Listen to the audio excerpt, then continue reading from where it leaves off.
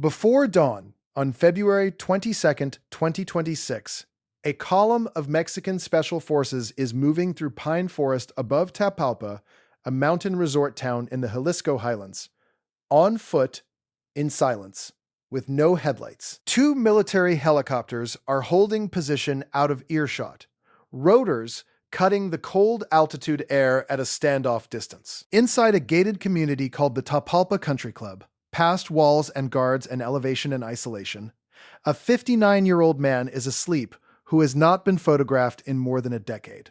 The most wanted narco on the planet. A man the American government has hunted since at least 2013 and put $15 million on to find. For 15 years of surveillance, wiretaps, confidential informants, satellite imagery, and DEA operations, he has vanished every single time. And tonight, for the first time, the soldiers outside the gate know exactly which room he is in. His name is Nemesio Ruben Oseguera Cervantes. The world knows him as El Mencho. But the raid itself was not even the most dangerous part of this story. The dangerous part is what happened in the hours after it worked, because killing El Mencho did not end the threat he built. It unlocked it. And within 48 hours, Mexico would discover that cutting the head off the most powerful cartel on Earth is not the same as destroying the body.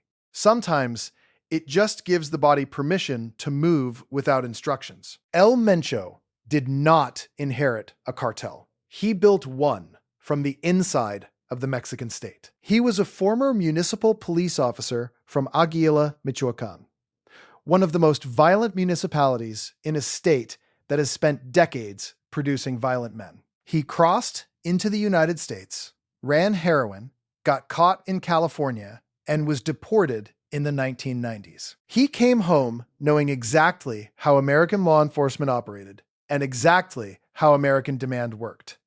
That knowledge was the seed. By 2007, he co-founded the Jalisco New Generation Cartel with a partner known as L85. What he built from that seed was not a street gang. It was a military-grade criminal enterprise with a command structure, a logistics empire, a foreign intelligence function, and an air force made of armed drones. The CJNG did not just traffic drugs. It trafficked industrial quantities, and it fought anyone who tried to stop it, with battlefield-level violence. They fired rocket-propelled grenades at Army helicopters. They pioneered weaponized drone platforms. Not surveillance quadcopters, but armed aircraft loaded with homemade explosive charges, capable of targeting infantry columns on the move.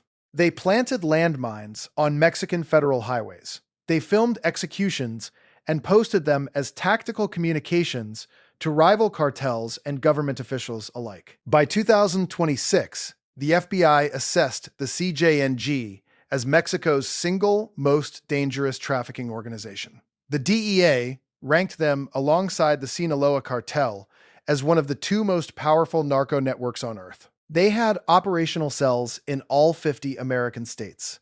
Their fentanyl production in Jalisco fed a portion of the deadliest overdose crisis in American history. Their cocaine moved through ports on both coasts. The money flowing back was in the billions annually. And through all of it, for every year of that expansion, El Mencho himself remained invisible. No verified recent photograph. No confirmed permanent address. Former DEA chiefs would later go on record calling him one of the largest drug capos in the history of the entire trafficking industry. Bigger, in some assessments, than El Chapo. A ghost commanding a machine. Every tool in the counter-narcotics arsenal had been aimed at him.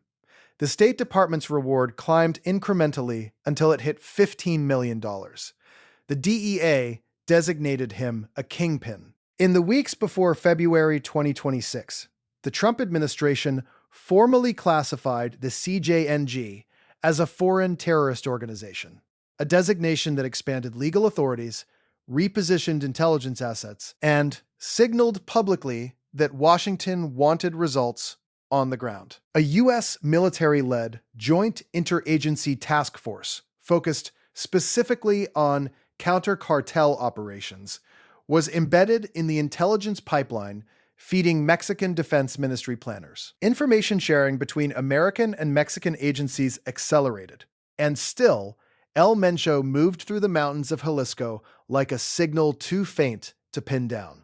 The breakthrough did not come from satellites or cyber collection or $1 million tip. It came from watching a man drive a woman through the mountains. El Mencho maintained multiple romantic relationships. One of those women traveled toward the Tapalpa area in February 2026. The man who managed her logistics, a trusted personal fixer in the inner orbit, drove her to the Tapalpa Country Club on February 20. Mexican intelligence was already watching this associate when he drove through the gates of that resort community and delivered her to a specific residence inside. The surveillance recording documented it. The thread was pulled. 2 days of verification, cross-referencing signals, tightening the perimeter around the resort town in deliberate silence, using footpaths and terrain to bypass the CJNG's own counter-surveillance networks. And before the sun came up on February 22, the trap was ready to close. What happened inside the Tapalpa Country Club was not a quiet extraction. It was a firefight in the dark. CJNG bodyguards. El Mencho's inner protective ring was small, disciplined, and fanatically loyal. Opened fire the moment contact was made. High-caliber weapons. Armor-piercing rounds. The bodyguards broke with El Mencho toward a fallback position. A wooded cabin complex, deeper in the compound, terrain that turned the resort property into a defensive kill zone. Soldiers followed. A second confrontation erupted in the trees. 4 cartel members were killed at the scene. When the exchange finally ended, the Mexican military found Nemesio Oseguera Cervantes still breathing, wounded, gravely. They called in a helicopter to evacuate him to Guadalajara. They wanted him alive. A living El Mencho in a federal prison cell had intelligence value, symbolic value, legal leverage for the U.S.-Mexico relationship, and geopolitical significance. They loaded him onto that helicopter. He died before it reached Guadalajara. Gunshot wounds sustained in the cabin complex. 2 other cartel members, being transported alongside him, also died in the air. El Mencho was pronounced dead on February 22, 2026. Mexico's defense ministry made the announcement. The White House confirmed that American intelligence had provided what they called complementary information that supported the execution of the operation. No American personnel were on the ground. The Mexicans ran the raid. But the targeting map that led them to that room in Tapalpa was a collaborative product. The celebration was immediate on both sides of the border. A former DEA chief compared the significance to El Chapo's takedown. Mexican President Sheinbaum framed it as proof that the security cooperation strategy was working. That framing lasted approximately 12 hours. By Sunday evening, the CJNG had activated something that looked less like a grief response and more like a pre-written operational order. Coordinated, simultaneous, nationwide. By sundown, Mexican authorities had counted 252 separate roadblocks across the country. Burning vehicles pushed across federal highways, cutting arterial roads in 6 states at the same time. Jalisco alone recorded 65 blockades. Guadalajara, a metropolitan area of 5 million people, descended into what witnesses described as a ghost town. Air Canada suspended all Puerto Vallarta operations. Southwest, Alaska Airlines, and Delta canceled flights into both Puerto Vallarta and Guadalajara. Airport access roads in Tamaulipas were cut. The governor of Jalisco declared a code red emergency and suspended public transit. The U.S. Embassy issued a shelter-in-place advisory for American citizens in multiple states, including Jalisco, Tamaulipas, Michoacán, Guerrero, and Nuevo León. And then, on February 24, 2 days after El Mencho died in that helicopter, 6 coordinated attacks hit National Guard units across the country. 25 Mexican soldiers killed in a single day. This was not grieving. This was military execution. Someone with operational command authority had activated a contingency that had been planned before the Tapalpa raid happened. Someone had been given a trigger to pull if El Mencho fell. That person was El Tuli, El Mencho's second in command.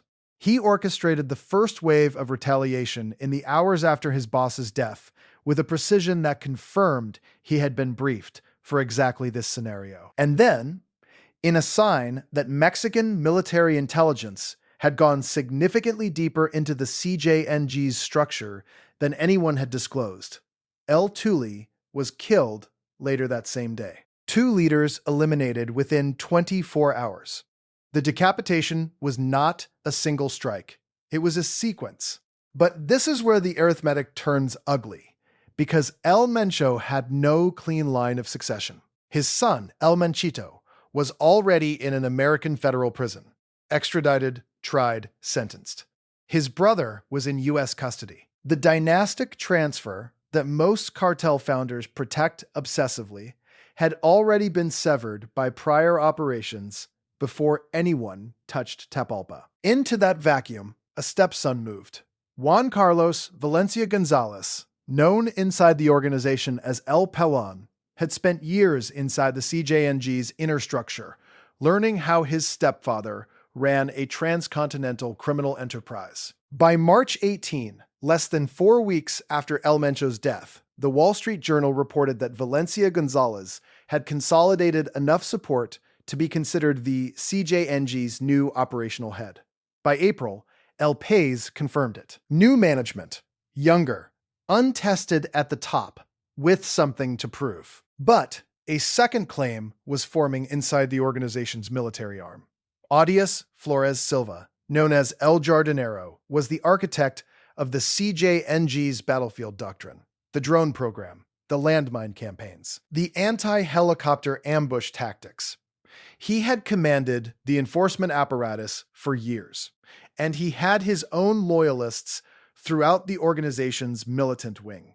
He was not prepared to recognize a stepson's political inheritance when he had built the machine that kept everyone alive. For weeks, the CJNG operated with 2 men who both believed they had the right to give orders. On April 27, 2026, Mexican Special Forces arrested El Jardinero, the military brain of the most powerful criminal organization in the Western Hemisphere, was pulled out of the structure before it could stabilize under him. 4 operations in 2 months. Tapalpa, El Tuli, Valencia Gonzalez's consolidation, El Jardinero's arrest.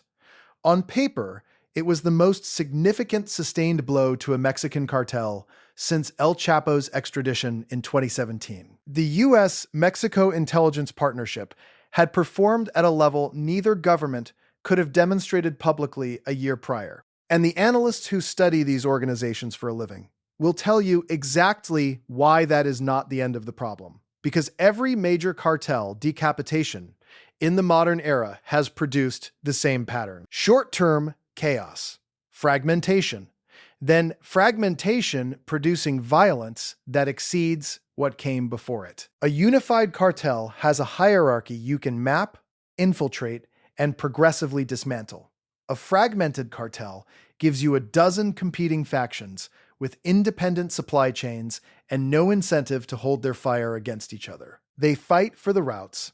They fight for the production zones. They fight for the corrupt officials who make everything run.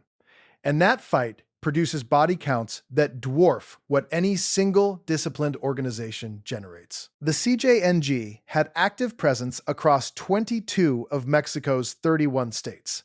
Distribution networks confirmed in at least 28 countries.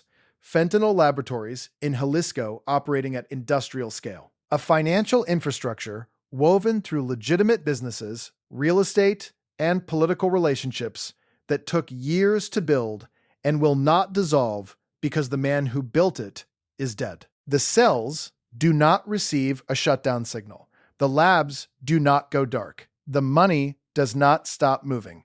What changes is the command layer. And when the command layer fractures, you do not get a smaller criminal organization. You get multiple criminal organizations competing inside the same geography, with the same weapons, and none of the discipline that a unified structure imposes. What the Mexican military killed in Tapalpa on February 22nd, 2026, was one man. What it did not kill was the system he spent 15 years constructing. A machine that had survived dozens of arrests, multiple governmental transitions, cartel wars, and the full intelligence apparatus of the most powerful law enforcement partnership in the Americas. The machine is still running, under new management, in an internal war for control, distributing fentanyl, meth, and cocaine through the same corridors it always has. And in a country where the cartel's answer to losing its founder was to blockade 252 roads in a single afternoon and kill 25 soldiers in a single day, the question is not whether more violence is coming. The question is, who survives long enough to consolidate the machine? They killed the king. The board is still in play. And to understand how the same U.S. intelligence architecture that made the Tapalpa raid possible has been deployed against the most dangerous armed networks across Latin America, and why those operations keep producing the same paradox, click the video on your screen right now.